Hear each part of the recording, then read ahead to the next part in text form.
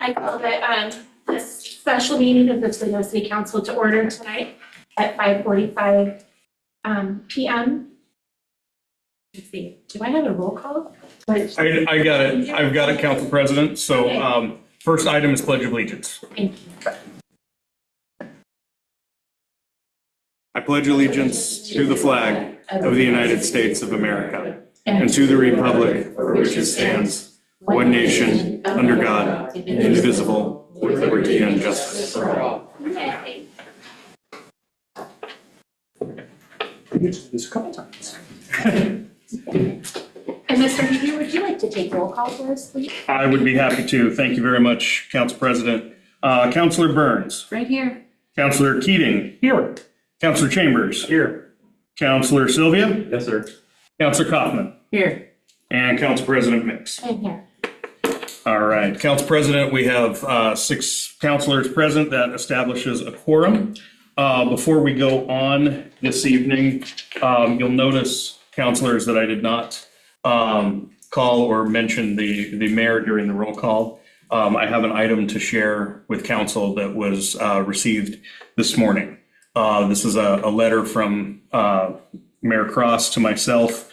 Mr. Huebner, it has been my honor to serve the citizens of Toledo and the staff of the city for over 24 years as a planning commissioner, budget committee member, city councilor, and as mayor. It is with a heavy heart that I have decided to resign my position as mayor. I do not do this lightly, as the city has many tasks ongoing and ahead to improve the lives and the city's level of service to the residents of this outstanding city. I do, however, feel that my presence will distract from that very important work. To my fellow residents, I would urge you to see the future and help the council and staff to pursue an ever-changing but very bright future for our wonderful city.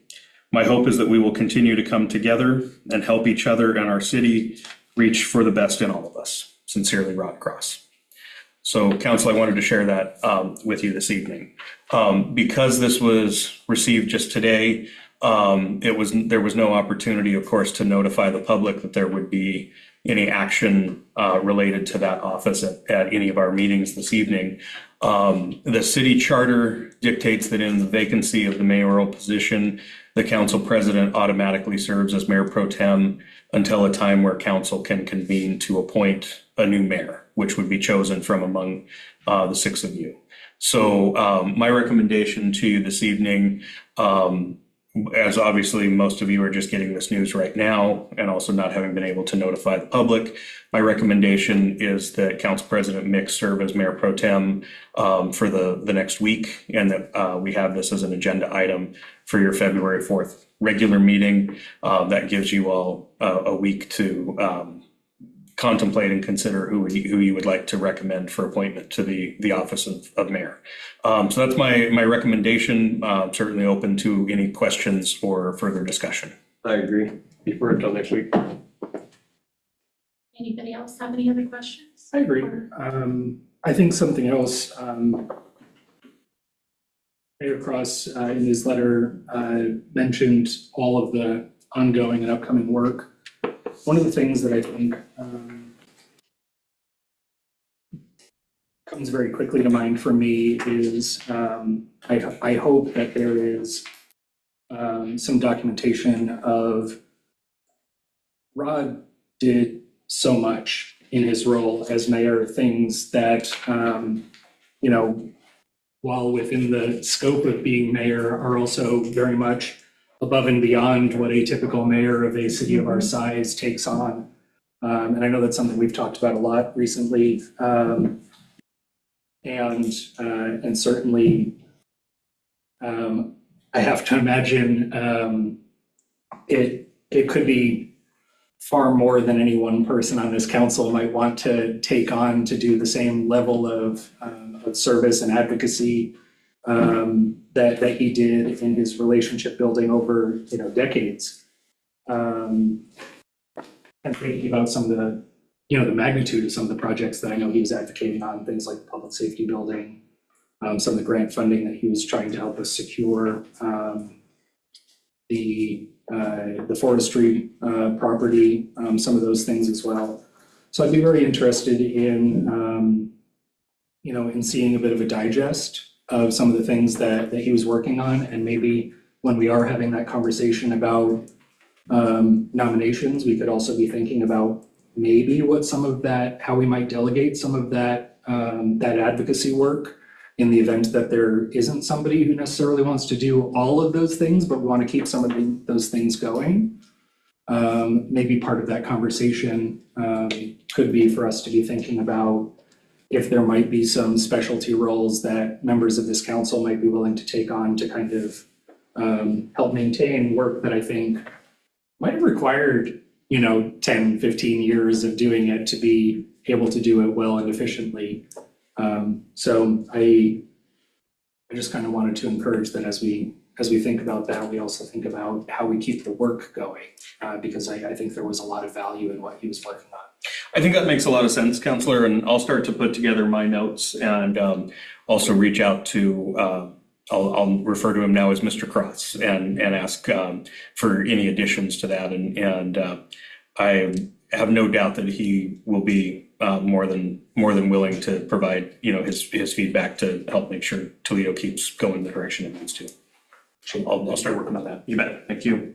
May I have a question? Yeah. Council President, Yes.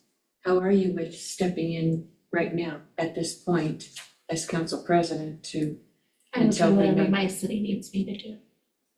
okay, And if that means that, like Andrew suggested, that we have to divvy up those duties and work together as a council as a whole on it, I think that's actually just smart. okay, I just want to be sure that it supports your well-being. Seriously, Nothing has managed to kill me in the last 3 years. that's, So I honestly feel that and honestly, we don't know that I'm gonna be the mayor. Because No, nobody but I else mean, is, just there for are right other now. people here. Well, for right now, we're only talking the next 7 days. Yeah. I am fine with that. okay, And okay, And it does happen by default in our charter that the Right. council president moves into that role. right. So that, with that being said, again, your well-being comes first, Tracy. Lots of It has to- times sorry, Jay. I'm done. Lots of times in the past, we refer to past mayors as former mayor. So it doesn't have to just become Mr. I appreciate that. Thank you. And Counselor Unless Burke, it's, preferred that way by everybody else. And I think, He's part of our history. to Rich's point, to this conversation, I think by the way it's defined in our charter, because we are having a city council meeting immediately following the resignation of former Mayor Cross, this meeting is sort of what our charter kind of calls for us to use to appoint the next mayor, because we have the meeting immediately after the resignation. But I think to Rich's point, and I think what we're all sort of acknowledging here, is that having some time to process is of great value. So it's a slight deviation from what our charter sort of spells out as the process to do it to push it a week. But we do have that authority, and I think that's a good practice for this I case. understand that we're pushing it a week because we need to notice it before we do it. and that's a very very true point as well, because this is a special meeting. We would not be able to add something to that agenda after we're inside the 24-hour period. So there's not only the consideration of giving you all time to think about who you would want to nominate, making sure the public knows that that's an action you're going to be taking, but also the legality of the special meeting orientation of this I meeting. forgot about the special meeting. Yeah. Thank you for that clarification. Bet. Eric, do you have? Thanks, Council President. I just sat down and learned this news, so I spent a couple minutes processing, that news. I think the first thing that comes into my mind is just gratitude that I have for Mayor Cross's service in our community. I was a high schooler, I think, when he started on council, and it's not just his service at this dais. He was at every event. talk about him like he's dead, but just thinking about the legacy of service that is every summer festival parade pulling his wagon and every community event. And I can't imagine how agonizing this decision would have been for him or what factors were playing into his mind to consider it. But as a counselor, I'm full of gratitude for his service to our community and would hope that he feels that and agree with my good colleague. Took a class in grad school called Politics, Policy, and Risk-Taking from former Governor Roberts. And somebody in the class said, "What should we call you?" And she said, "Well, you should call me governor. I earned that title." And so I appreciate Mayor Cross's service to this community, and he'll be missed. Thank you, and I appreciate the reminder from your class there that you're right. Just because you're not in the office, you still earn the title. Thank you for. We thank call you. his dad former mayor. There you go. There you go. I'll wait for supper. Counselor, are there any other questions or thoughts No. on this topic? I think the city of Toledo is going to be a huge loss with Rod stepping down. We already knew this was going to happen when he not resigned but didn't run again after his term expired. He did a lot for the kids, for the community. It's going to be a huge loss. So let's move on to the next thing. We have a public comment next. Do we have anybody in the audience here that would like to speak to the council? No? Do we have anybody online? Anyone's online? Please raise your hand. I've got one. Really quickly, Arlene, before we open the floor to Ms. George, I would just like to mention that Ms. George provided a written comment earlier in the day via email. However, in consideration of equal opportunity for public comment, I would either read into the record the comment that she provided or open the floor for her to have the ability to provide her comment. So Cynthia, I wanted to share that and leave it up to you what you would prefer. Good question. If Miss George, Go right ahead and read it. Okay, oh, okay. thank you. Right. And Counselor, I may know where you were going. If Ms. George took the floor, I would provide a copy of her comment to council for the record, but would not read it in. So you would still receive that. I will go ahead and read the public comment provided from Cynthia George at 9:04 a.m. today, Wednesday, January 28th, 2026. As a East County resident that has been denied access to your voting actions within the city, but also forced to pay into far too many pots of special taxing districts in your city running amok. Many of these issues appear before your planning commission, and my concern is for your conflicts of interest over and over here in this mid-coastal area. This has created corruption in every elected office. I would like to take a concern for Tracy Mix as Toledo City Council and having her husband Jonathan on the Planning Commission. This seems to be a clear conflict. It was always a real concern that real estate agents are embedded on these boards, padding their resumes, if not pockets. We need clear separation of the purse and handouts. That concludes the written comment. You resign? No. Yeah. Okay. Would there be anybody else that would like to speak to council? Can we get a copy of that? Yes, Yes. you bet. I don't see anybody else. Nobody else. So No. let's move on to decision items. The first is an RC to authorize the city manager to enter in an agreement with Text My Governor. Rich, would you like to lead us on this? Yes, thank you, Council President Mix. So this was an item, I'm a little disappointed that our city recorder, Paul, is not able to be here to present this evening, as this is a tool that he brought to my attention as we were looking at some of the technology upgrades that we have proposed. It was not brought to you last week because we just wanted an opportunity to take a look at the budget and, being fiscally conscious, make sure that this was something that would fit into our current budget. So what TextMyGov is it's a product designed to open lines of communication between a local government agency and its citizens. The system works 24 hours a day and easily connects not only our website and other communication methods. It is predominantly and primarily a text app that connects to any smartphone. The company, Paul provided some data in your RCA showing that according to the Pew Research Center, 97% of smartphone users text regularly. So it's a platform that is regularly used by a good portion of local citizens.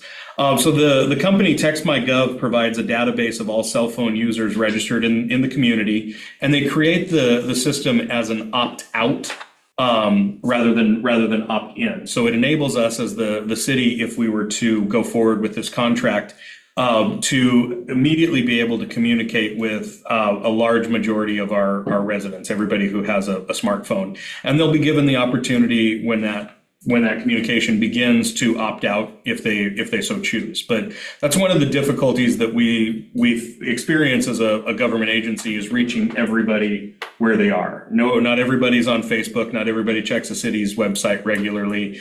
And so adding this tool to the toolbox, I really believe will help us get the city's information out as wide as possible. So one quick thing I wanted to bring to council's attention. You notice at the bottom of the RCA that it lists the fiscal impact as $8,250.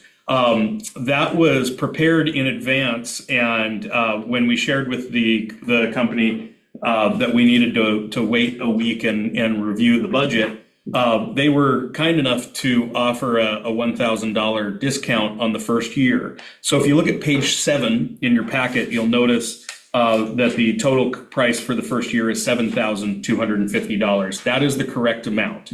I want to share with council that I've reviewed the administration's special purchases line item in the budget. We have about $16,000 left in that line item, so I believe that this product can be incorporated into the current year's budget without a budget amendment. And I also wanted to share that by implementing it at this time of the budget cycle, it gives the city the opportunity to implement the program, really try it out for 4 months until you would need to enact your next year's budget. So it gives us some data to be able to provide you as you're considering whether to include it for a second year.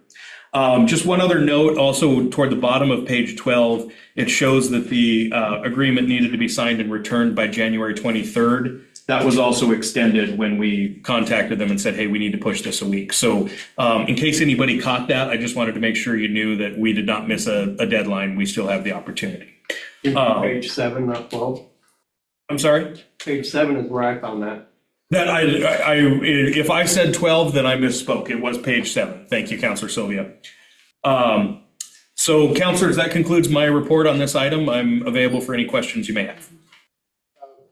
One thing jumps out at me, and that is what presents to me as a very low number of text messages per year. 25,000. Let's say we've got 2,000 numbers that we're sending to. I don't know how many we'd be collecting, but we've got a citizenry of over 3,500, and I'm kind of counting that there's going to be there's going to be less than that. Some who opt out, some but who that don't. puts us to about 1 a month. Yeah. And I want to kind of get a sense a little bit of some of what the expectations about what messages might be going out via this, and whether 25,000 text messages per year is enough for what our sort of expectations are, or is there a value to increasing our total, to ensure that in the case of emergency or something like that, we're not, say, burning through all 12, 13 of our text messages in a single month if we have, say, an emergency type situation. Yeah, so I think the vision for this platform as it comes on board would be, that it would be for, to your point, Counselor, emergency notifications, some high-end, just as an example, there's now a vacancy in the office of the mayor. If we had this platform on, something like that would be something that we would use this for.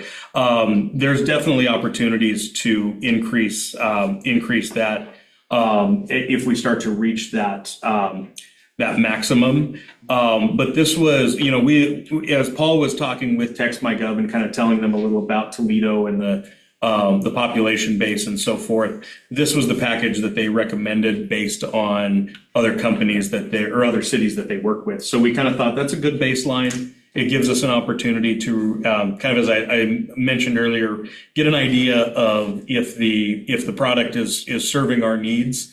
And then when we come back to you in the next budget year, we can recommend at that time, you may want to increase it. So happy to give some additional feedback, but we thought this is a good baseline that we could incorporate in this year's budget and see how it goes. And I do see the additional text messages items on the next page as well. Yeah. So there is some pricing for that too. Is there a value in that case of authorizing a higher amount now so that you are at least authorized to spend more than this contract if we find over the, say, the next year we do end up having to utilize more than that 25,000 and start getting into the additional text messages? Is there a value in us adding a small amount of authorized spending on this now?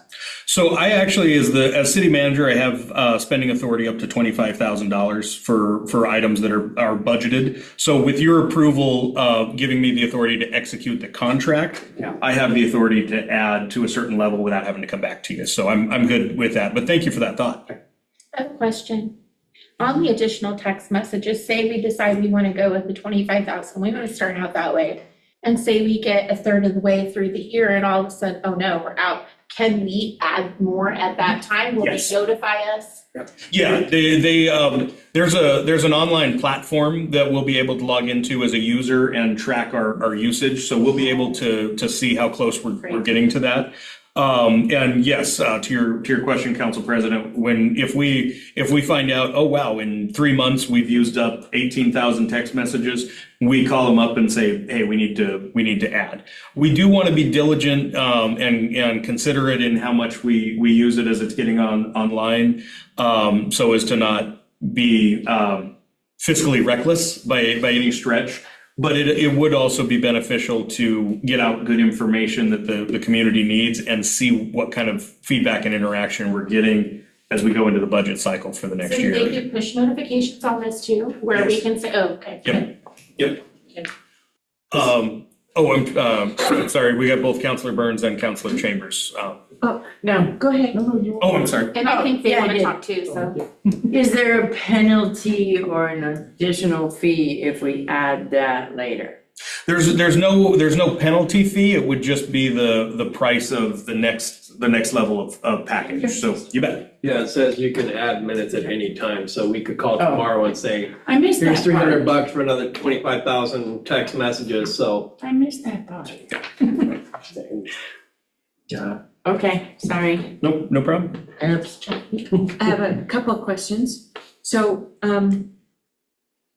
how is it measured, whether it's effective? What metric are they using to know if we're not throwing good money after bad?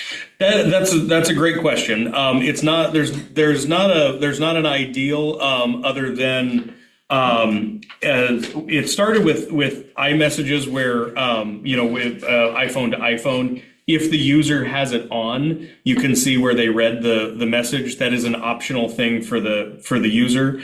Really what it serves as a two-way communication. So if you were the recipient, counselor, as a resident, you got a notification and you had a question about it, you could actually respond with a question. We would get that notification through the platform and be able to respond to you. Does that count as text then? It does, but only with you. So if we send out a citywide text, that's 2,000, however many recipients. If you respond to us and we respond to you, that's two more, not an additional, right? So it does count against that, but it limits to only those that interact. So that's one metric that, to your question, is what kind of interaction and response we may The get. next question, how are people put in the system? I mean, how would I be put in that system? Do I have to join it?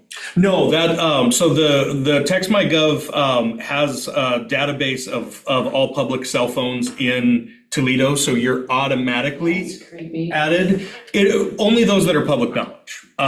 So if you were a fully unlisted number, they wouldn't, but anybody within the Toledo area with a registered cell phone will be added to the database, and then when you get a message, oftentimes, you'll get them from your carrier or a platform you're registered with. There's an option, reply stop to opt out.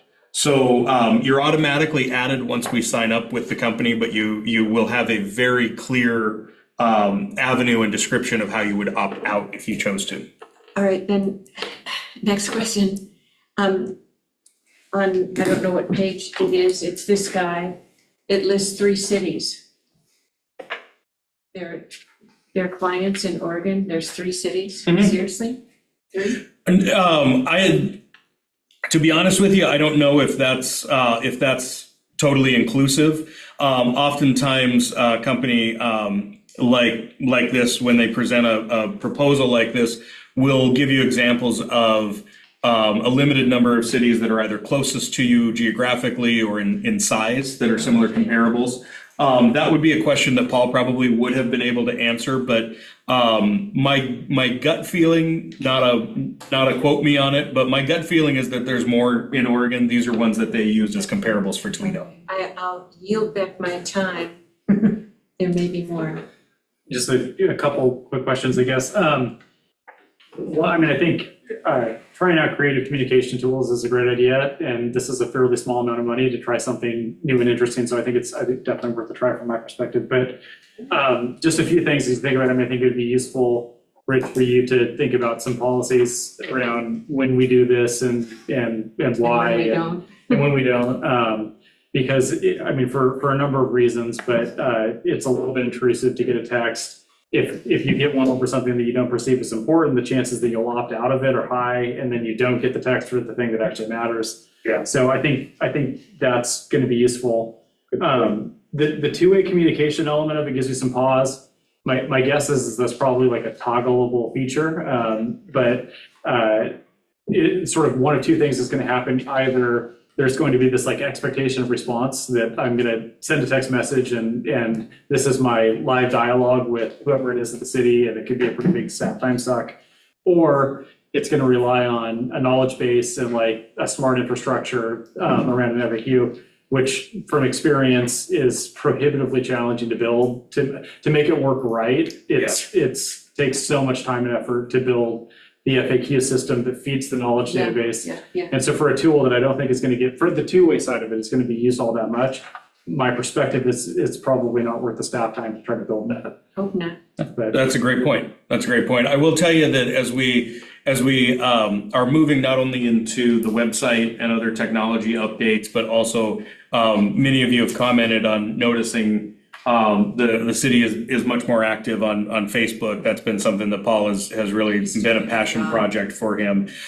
He's putting together a committee of staff internally to really have open conversations about some of these things. How are we using our tools? How are our new tools going to be implemented? So, you mentioned kind of having a policy around it, Councilmember. I think that's something that committee can really put together and have some definitions of what would be something that we would use this tool for. So I definitely see that's something that we can put together. Great idea. One of the things that really comes to mind for me, and because this came up before, I also want to mention the geofencing is what that's called. Thank you. Yes. The idea of geographic-based alerts it's not wildly unlike when you get a severe weather alert that comes from the county or an Amber Alert or something like that. It's based on your geographic location, and it pushes out via cell towers and so forth to anyone that's within a particular radius. I am inclined, kind of piggybacking a little bit off of Eric's comments. It's funny, I think today is like National Opt-out Day. So interesting that today is the day we're talking about this. So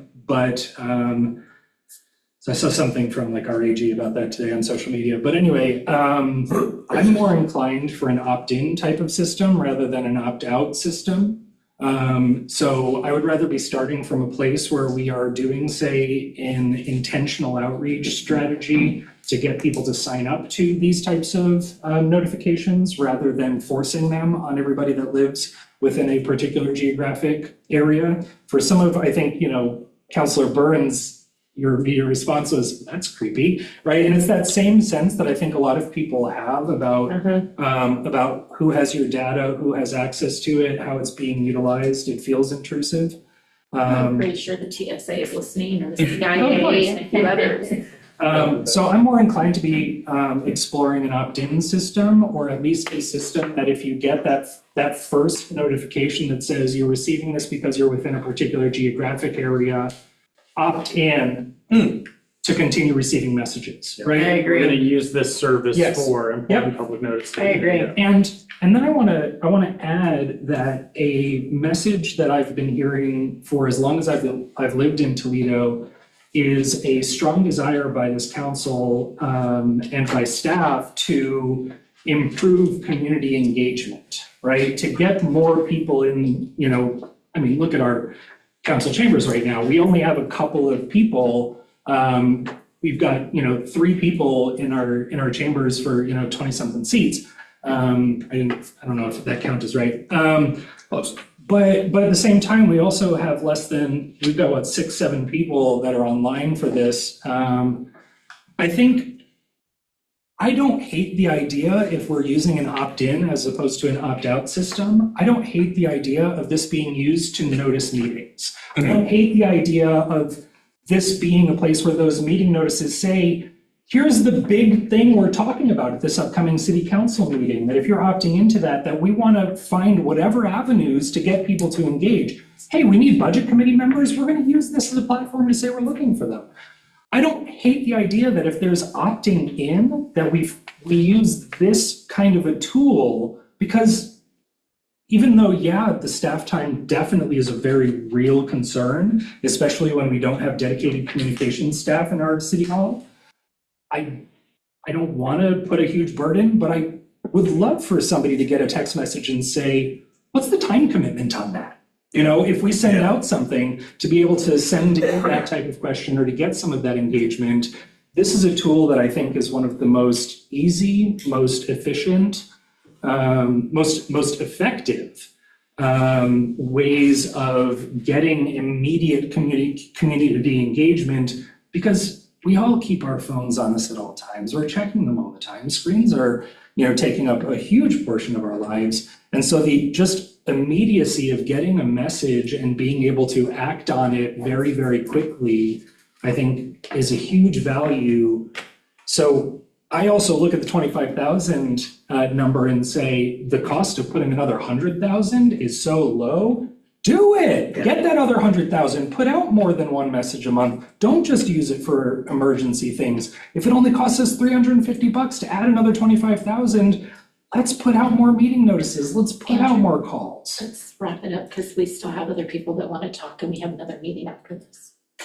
I'm done. The one thing I'll mention really quick is I think the point that you both have made about not only the opt-in, but also if you're automatically registered, then everybody receives it, right? So if you approve the motion tonight, what you're doing is authorizing me to enter the contract. If we decide, that doesn't mean I automatically will. So I will ask the question tomorrow of, can it be turned that way? Can we send one message to everybody saying the city of Toledo has implemented this tool? If you'd like to continue to receive these messages, opt in here, otherwise you'll be removed. And if we get back the answer that you all, or it sounds like indicating you would prefer, then I'll go forward Not with necessarily. Okay. Thank you for that. Let me ask that question. I'll find out what the parameters are, and then if we find out that we have that option, then we can look into how do we want to go forward. Great. Frank.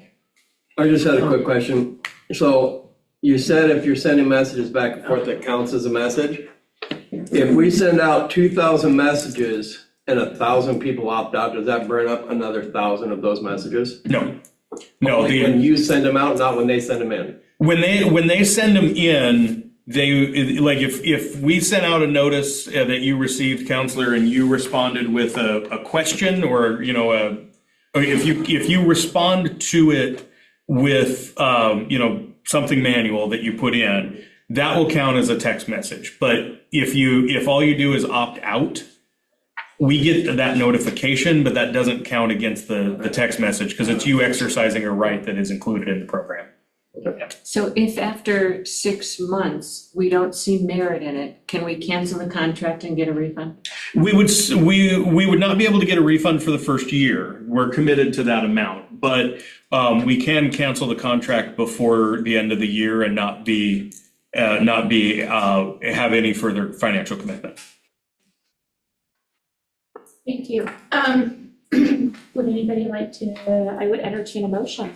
I move to authorize the city manager to sign the partnership agreement with Text My Gov for their services at an initial cost of $7,250 for 1 year and $5,500 a year for the next years. I second. Do I need to redo that because of the money change? No, the recommendation, the recommended motion was accurately stated. I thought about that as soon as I started speaking. I'm like, No, thank you. Appreciate the thought.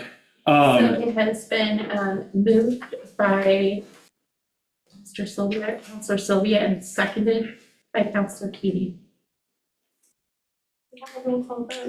Absolutely, Council President, thank you. Councilor Chambers. Yes. Councilor Kaufman. Yes. Councilor Burns. Yes.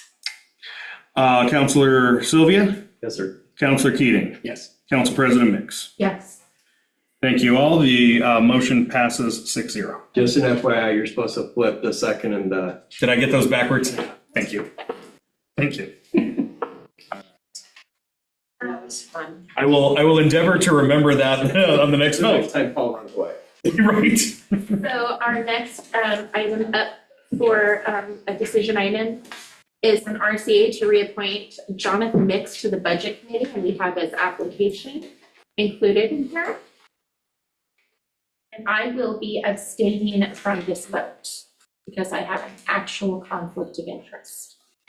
It's not an actual, there's no conflict of interest, there's no financial implications. Tell him that. We're talking about It's- merit. We're it's- talking about this. It's not a paid position, so there's no conflict of interest. And I'm not paying him.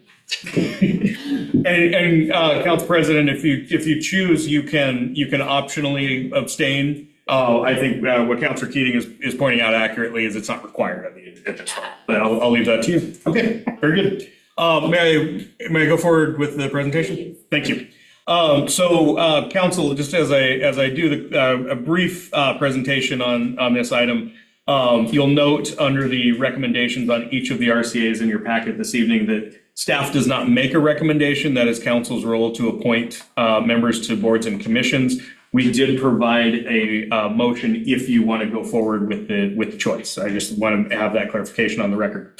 So the motion, if you choose to make it, would be to reappoint Jonathan Mix to the Budget Committee for a 3-year term that would expire December 31st, 2028. There are currently 5 vacancies on the 7-member Budget Committee. Ann Learned Ellis and Frederick Ricky Dyson have active appointments through December 31st, 2027. So we're recruiting for 5 positions. I'll note during this presentation that in addition to the 3 in your packet this evening, we received 2 additional applications today. However, because they were inside the 24-hour period that we discussed earlier, those will be on your agenda next week. So Mr. Mix was appointed to the Budget Committee on April 19th, 2023. His term expired on December 31st, 2025. He has applied for reappointment to the committee. As I mentioned, that's a 3-year term that would expire December 31st, 2028. Concludes my presentation. I'm open for any questions. And the applicant is here if anybody has any questions of him. You're a good man. It's actually my third. Is it third? I had the spreadsheet, but I didn't look beyond the most recent one. That's on me. Thank you. So this would be his third term on the budget.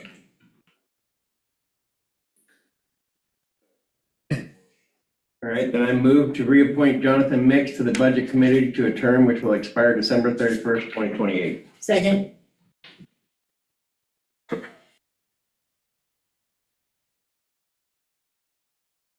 Since the council president is abstaining from the vote, I'll say that it has been moved by Councilor Sylvia, seconded by Councilor Kaufman, to reappoint Jonathan Mix to the Toledo Budget Committee for a term that would expire December 31st, 2028. I will go with a roll call vote.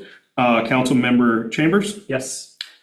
Councilor Keating, Yes. Councilor Burns. Yes. All right, I'm going to try to get this correct. Councilor Kaufman, Yes.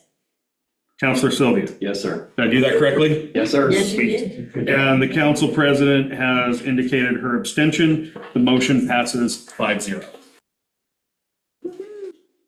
Welcome back. Oh, but we're not done yet. No. Our next RCA is to consider an appointment of Barry Brewster to the Budget Committee. The term which will expire December 31st, 2028.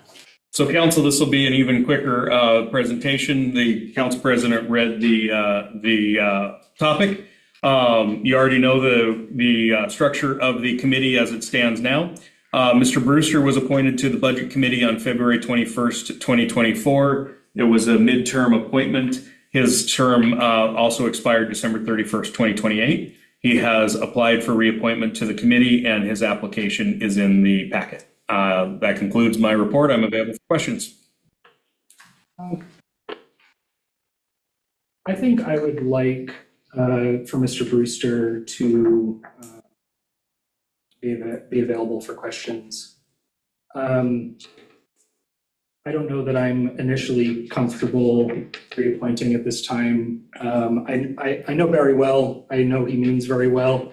I think he brings a valuable voice. I think I'm only concerned that last year during our budget process, Barry was utilizing his new Toledo Tribune news outlet on social media to criticize the budget and criticize the budget process, misrepresenting some components from the budget and the process while not disclosing that he was on the budget committee.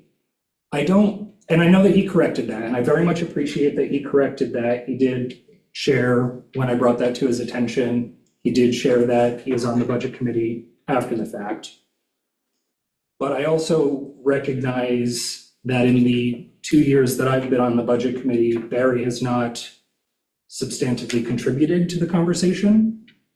In his first year, in my first year on the budget committee, he appeared to the budget committee meetings without a copy of the budget and did not participate in the discussion except for the vote. And the few questions that he offered during last year's budget committee meetings were not relevant to the discussion that we were having. I believe maybe one of them was, but there were several that were not. And as I said, my bigger concern is more about his misrepresentation of our budget when he posted something on the Tribune last year while not indicating his own participation. So again, this is not to say that I don't think he should be on the committee, but I do think that, one, we need people on this committee, especially people who are invested in our community, which Barry very much is. He knows the history, he knows the needs. I'm hoping that we are filling seats because that's been a huge difficulty, and I'd rather have the seat filled than not. But I do think that there is a bit of a challenge in Barry's work with the Toledo Tribune to try to help our community be involved in advocating for the things they care about in this community, And perhaps his role as he sees it as someone who is reporting on news in our community and his role on the budget committee. And I don't know that, and I think I'd like to just have the conversation with Barry about how he sees the delineation between those two roles, because I think they very much got blurred last year. Does anybody else want to comment on this? I don't have a problem appointing Barry to the budget committee, even with hearing what you've mentioned, Andrew. One of the things that I do know is very often the budget committee is a learning process. And I'd rather educate than exclude. Yeah. And that is one of actually our roles, is to attract people to serve in our community on these committees, and to understand that while they're doing it, they're learning.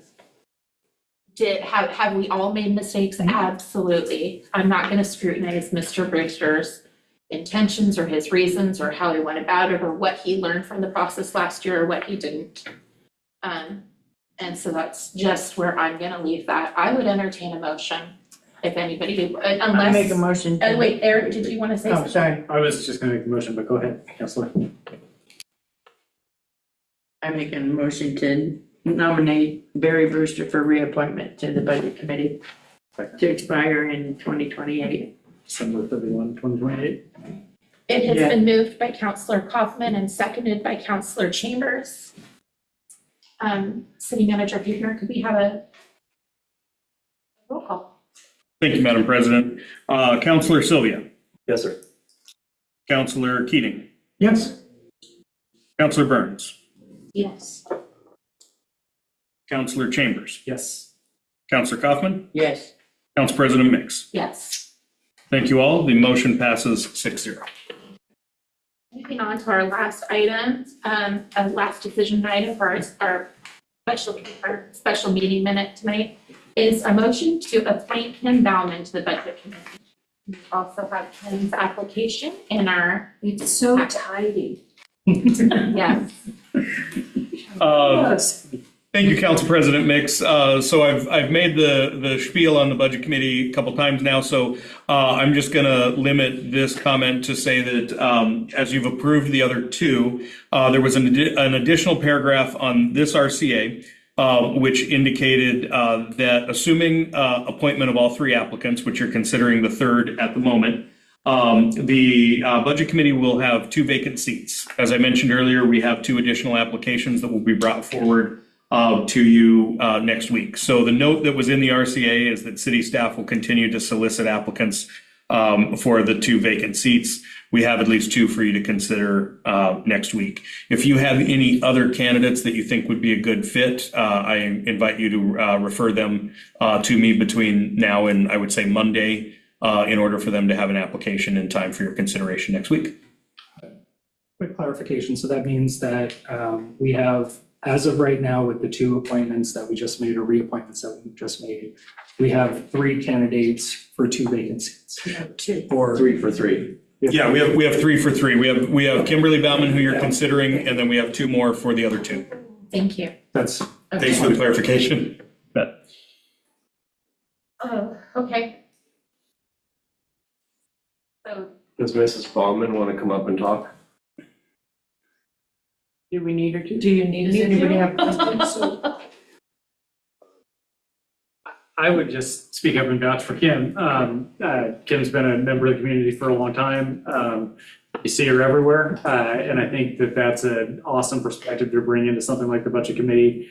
You noted in your application, you hear from everybody. I used to work with a mayor who was a restaurant owner, and I told him that he had the best focus group in politics. And so I'm thankful for your willingness to spend the time and serve, and I'd like to promise to use your time effectively. I can promise to use it as effectively as we can, but thanks for your willingness to do this, Kim. or you had a question, Andrew? no, I absolutely agree. I think part of one of the immediate thoughts that I have is that typically, it's my understanding that first-time applicants do have a set of questions that council typically asks. Not for budget committee. I went through it.